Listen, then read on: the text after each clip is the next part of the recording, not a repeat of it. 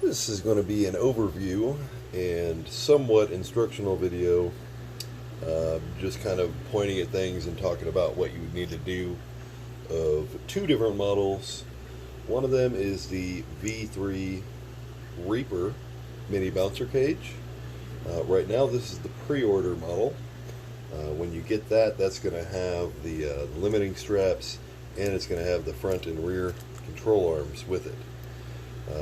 The newer model in the future, once the pre-orders all get sent out, I'll probably add an option to get it without the limiting straps and the little bouncer arms, trailing arms there. But for now, this is how it will come until that time. The other model is for the Ugly Mofo chassis kit, and this is a real low center of gravity, mounts the battery up towards the front here model. So here is the battery tray ran across the front here, and it mounts the ESC right above the motor and transmission. The skid is angled ever so slightly for more clearance in the back with bigger motor. Should you decide to use like an 050 size motor, it should fit a little better than normally would fit in one of these things with the angled skid plus better clearance in the bottom. So we'll start with the Reaper, and let me zoom out just a little bit. So the Reaper is going to have the battery tray mounted in the front, which is a little bit different than my other two models that I currently have, the V4 and the regular V3. The V3 Reaper will have the battery tray mounted here in the front. It just bolts directly in. You take out your old battery tray, it bolts directly in here and here. This one does not have the dropout drivetrain or anything like that like the V4 does. The V4 is kind of the more, what would you call it?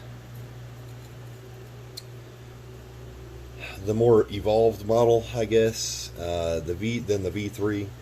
The V3 is still an awesome chassis design. Maybe even better in some aspects than the V4. The V4 has a little bit more room inside the cage for different parts and things like that, more wiring, stuff like that. The V3 is just a very simple, easy to use bolt-on design. The V3 will come with the pre-order, these trailing arms here. As you can see, you mount your shocks to the trailing arm instead of the axle. You can also mount the limiting straps on there if you want, or you can mount them to the axle as shown on the front of this one. But for basic installation tips, you will basically, for the Reaper, you'll take your whole rig apart, to where it's just the chassis. You can leave all the links on. Don't take all the links off. This is just one I had laying around to kind of show you. Don't take the links out of the bottom or anything when you take it all apart. You're just going to take the two cage halves. You're basically going to start bolting stuff onto the cage halves, and it doesn't really matter what order you go in. A good place to start would probably be right here with your ESC tray. The ESC tray that is included with this and with the Ugly Mofo will look like this. Just a basic little tray. This is the bottom right here of the tray. A couple holes here. Those should line up perfectly right here with these two screws here, or here rather, here and here.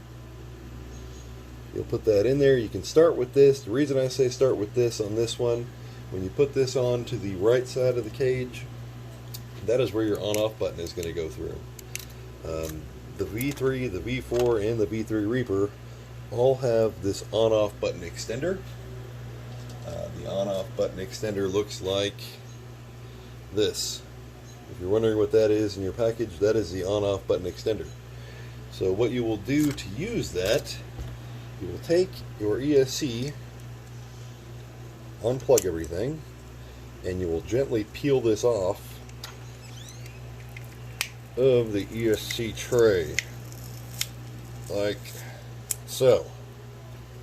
When you get that off, you can stick that right to the new ESC tray. But what I would say to do first, get the ESC tray bolted to the right side of the cage, right here, and then put the little button extender on the ESC button, just like so. You see it's still Works just like it should, on off. Once you get that on and you have this part bolted to the right side of the cage, the tray, you can now line up your button inside there with the hole, the slot here. When you put this in, you'll kind of line up that button. You'll stick the button through that square hole, kind of at a diagonal angle there, and you'll just slide the button in there. Make sure you have enough room to turn it on and off when you put it in there. So if you want to turn it in the full on position or the full off position, slide it either all the way back if it's full off or all the way forward if it's full on. Stick it in there and just stick it to the tray like that. You know, you can kind of squeeze it once you get it on there to make sure it stays adhered. If you have any problems with this coming off later, which you probably won't, you could always add a drop of super glue to the sticky part, or you could remove the sticky part, put a new sticky part on, and go from there. Any other big notes to this thing? The V3 Reaper does have a little bit different design than the regular V3 or the V4 when it comes to the battery and the ESC, which makes it really a little bit more difficult to plug the battery in and take the battery out. So the top of the V3 Reaper will hinge like so, and the reason that does that is so that you can get in here with your fingers, hopefully not big fat fingers like mine, and plug your battery into that little slot right there where it goes. It is not easy. It is not impossible, but it is not easy. And so what I've been doing is I've been taking a battery, sliding the battery right into here with the wire kind of pointing up. When the wire goes up through here, you can kind of push it through underneath this hinge crossbar here, and you can just shove it into there. Getting it out is a little bit more difficult, getting that plug out. What I've been using is, you know, if you don't have big giant fat fingers like me, you can maybe grab it and just pull it out. But I've just been using some sort of a tool, or if you're on a trail, you could just use a stick. Just put it underneath the wire and kind of boop and pop it off of there, and then you can just slide the battery right out. It is a little bit difficult, but there's really nowhere else to put this thing where it works. You will use your pin, one of your body hinge pins, off of your car, and there's a spot for it to go right here and shove on to hold that top on there. Let me show you one. Here's one right here. So here's the two pieces of that hinging part. So you got your little post here with a hole in it for that body clip. This is the hinging bracket here. This will mount on there. I'm going to go ahead and say shiny side up. If you're looking at this thing, see how it's real shiny. Shiny side up. The spot with two holes in it will mount onto the driver's side of the cage, like so. This part here, you will use 2 screws included. You could try, I'm going to include a couple 8mm and some 6mm. You could try 6mm first if you want. If they seem like it's not going to be strong enough to hold this in for a long period of time, you could put the 8mm through to install this part right here, one on each side. And then just don't over tighten it, so it does have, you know, a little bit of ease to move, to hinge up and down like that. It will also come with a couple of these crossbars. You can put these crossbars pretty much anywhere on this thing where there's holes like that aren't used for anything else. Just, you know, be kind of mindful when you put them on, the ability to take the battery in and out, because the battery is kind of hard to get to. If you do the 2 front crossbars here, it's not too hard to get in there and still remove the battery out of this tray. You could put one here in the front too, but it may hit on the servo, which is why I left that front one off.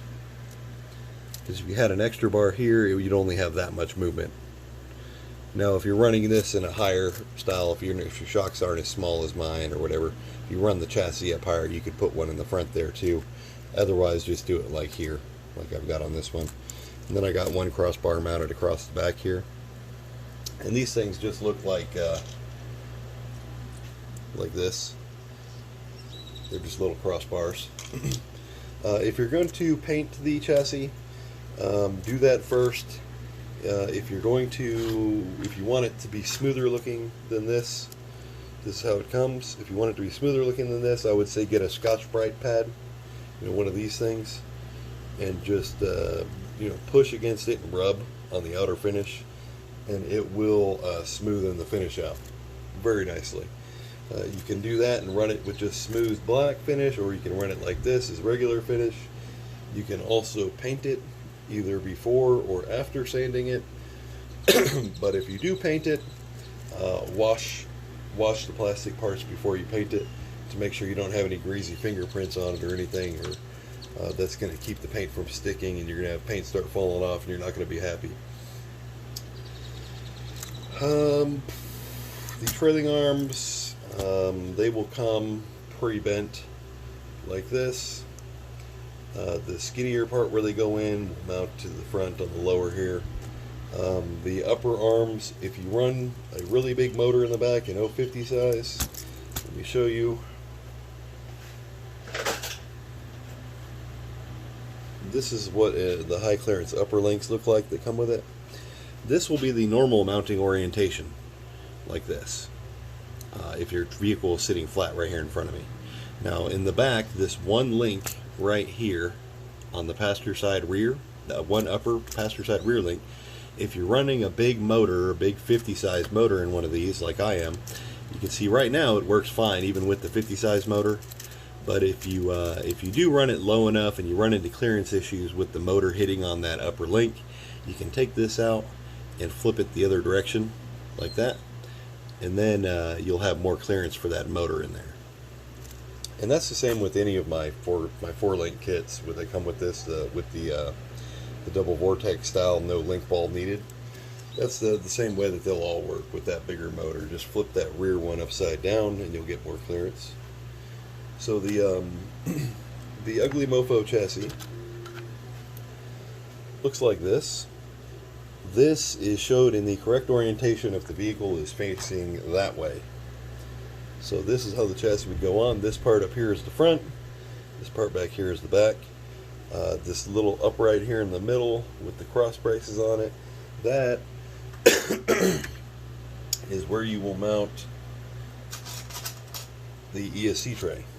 Same ESC tray as the V3 Reaper, same as the Team 24 chassis, same as the V3.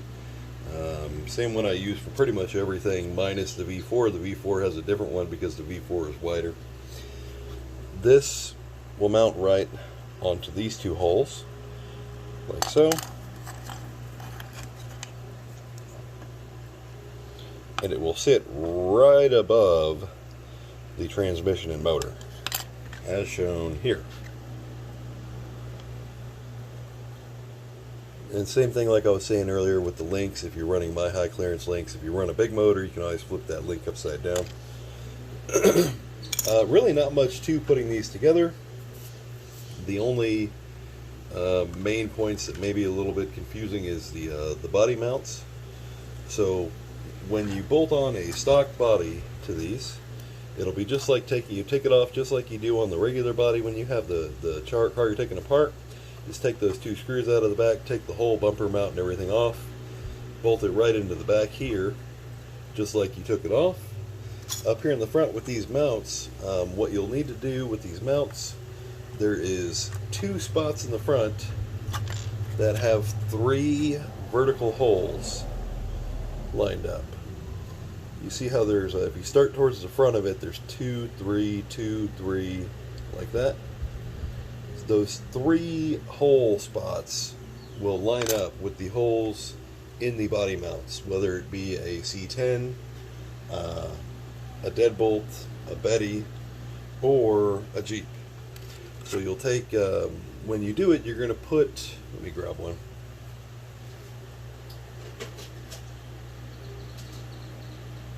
You're going to use your little body mount.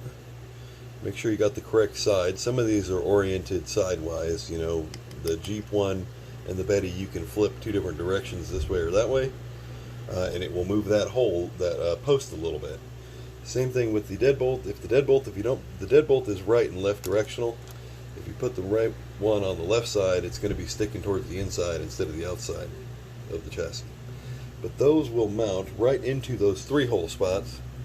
And what I've noticed so far is it seems like all of them go to the front 3 hole spot here.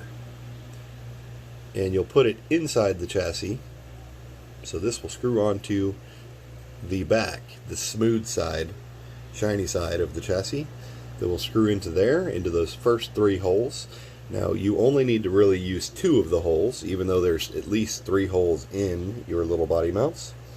When you put them on there, you'll probably put 1 screw through the front and 1 screw through the back. Start with the one through the back, put your body mount on about where you're going to want it, stick the screw through the hole, screw it into the chassis from the back, and then go to the other side and take 1 more screw and run it through wherever there's another hole in this, and that will just keep it from rotating back or forward once you get it in there. These don't really hold threads, so when you screw it into this part, it's not actually going to hold anything. It will keep it from rotating though. Now when you screw this part on this way, it will hold it into the chassis. Do that probably kind of first when you're putting this together, so you're not trying to do it with the frame rails and everything in the way. So you'll probably want to start with those on this one. Do your body mounts first. You don't have to put the rear body on yet. You can put those on. Probably you'll be pretty safe if you start with the first 3 holes, starting from the front. When you put the body mounts on, you'll be pretty safe that you'll probably have it in the right spot. You may have to, here I'll show you on the deadbolt here. So this is how I've mounted them on this deadbolt, and it seems to fit just fine. I've got it on the middle hole going to the middle hole, the top hole going to the top hole. So the top screw in this is going into the top hole. The second screw holding it from the inside of the chassis is going into the middle hole. You could always obviously raise these up or down pretty much, in about 2 or 3 different positions, depending on how high you need the body to be in the front. And they will line up really well and, go back together, and you can just kind of push the body on and be done with it. Same thing with the Jeep. Just kind of get it on there, line it up, bolt it all together, you're good. The battery mounts that come with this chassis look like this. This is the battery relocating mounts that go to either the Team 24 chassis or the Ugly Mofo chassis. These you will just, there's 2 holes here in the front that have countersunk spots here, one here, one here. This will go on the inside and screw down into those 2 holes. Just like that. So it will be sticking out this orientation into those 2 holes. You'll screw this into there. It will come with 2 3mm screws, for which you will need a 2mm driver to put those in. And to put those in, and to use the sideways mounted battery tray, you will take your stock battery tray and you will have to cut these 4 legs off that are hanging down. You could use something like this if you have one, or you could use some scissors, or you could use a Dremel. You could probably bite them off if you had to, but I wouldn't recommend it. And you'll just cut them off, as close to flush as you can with the bottom here. Cut the second one off, go to the other side, and last one, done. Once you get all those legs off, this battery tray will mount with those 2 screws, the 2 larger screws, right in there like that, to either side of the chassis where those mounts go in. Pretty simple, and it leaves you tons and tons of room to put your battery in there. You could probably even fit bigger batteries, such as the Helios, the real large, 600 or something milliamp. You could probably fit that in there with no problem too. You can see there's tons of clearance, tons of space in here for the battery. This will also come with a couple of those cross braces. Pretty much just put them wherever the heck you want, wherever there's a hole. And if there's not a hole, like this one, you can mount them right here through the shock holes in the back. If I wanted to put a cross brace there, or here, or here, pretty much anywhere you want to put these things you can. Up here in the front, you can put one up here. You can put one across down in there. Anywhere really you want to put them, you can. If you don't want to put them anywhere, you don't even have to. Honestly, the thing should be strong enough without them. The chassis will have a little bit of flex. You know, if you don't use them, which really doesn't matter and won't hurt anything, it might actually end up making the whole thing a little bit more rigid due to the fact that it would be able to flex and absorb some shock. And it might even give you more articulation with that. So, that being said, it will come with crossbars, but you don't need to use them. What I did forget to mention on the Reaper will come with one of these. Back to the mini bouncer, the Reaper. Just like all the bouncers, they all come with one of these. This is a headlight bracket. So this will mount right onto the servo via these screws here. And it screws right onto the servo, like so. And you can take your original headlights out of the bumper that you have on the rig right now. Take them out of the bumper, use a drop of super glue on the headlight bulb, and just push it into these big holes here. And then you can screw that right on. You can plug that into your ESC, and then you have some headlights still. I may even just go ahead and include them with this too, since there is no way to mount a front bumper on here. There's no way to mount a front bumper. There's just not. I mean, the design of it, as low as it sits and everything, you can see it's barely missing the front servo saver as it is.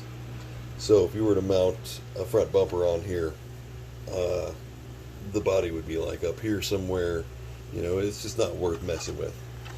So this does not even have bumper mounts for the front, which would be pretty much pointless on something like this anyways. Same thing for this one. Here's the deadbolt here.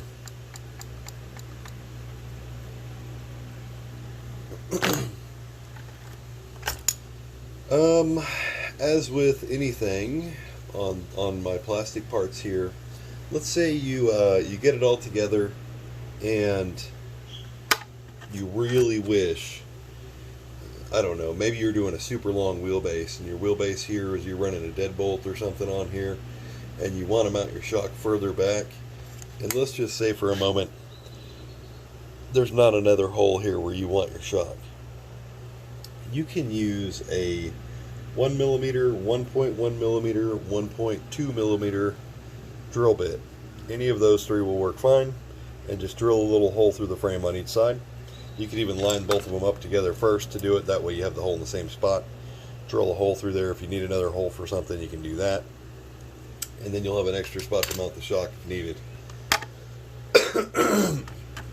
Sorry to keep coughing. It's been raining here for days, and the mold is killing me.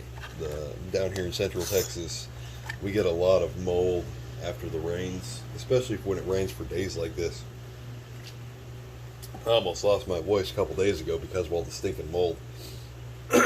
But you know, that's just you know, I'm not dying of COVID or anything like that, just to let y'all know. So when you mount this thing together, obviously as you mount the shocks, the more angle you have on your shocks, the more articulation you're going to achieve. However, the less spring you're going to have. The truck's going to sit lower. It's not going to be as stiff, to say. Now, this one is mounted with flex blades and a pretty extreme angle in the back and the front. And you know, there's instructions everywhere for the flex blades, and people have already done instructional videos online and whatever. So if you need that, you know, you can look it up pretty much anywhere. The flex blades also come with instructions.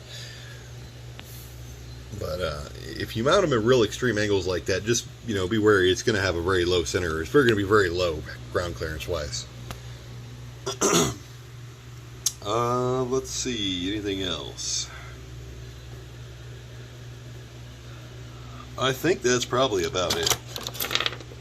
Here's kind of what it looks like without any of the guts in here yet.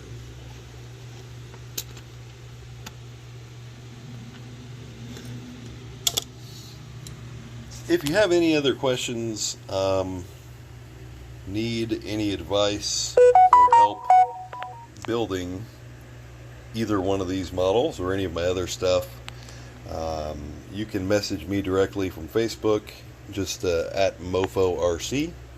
You can also comment on this video.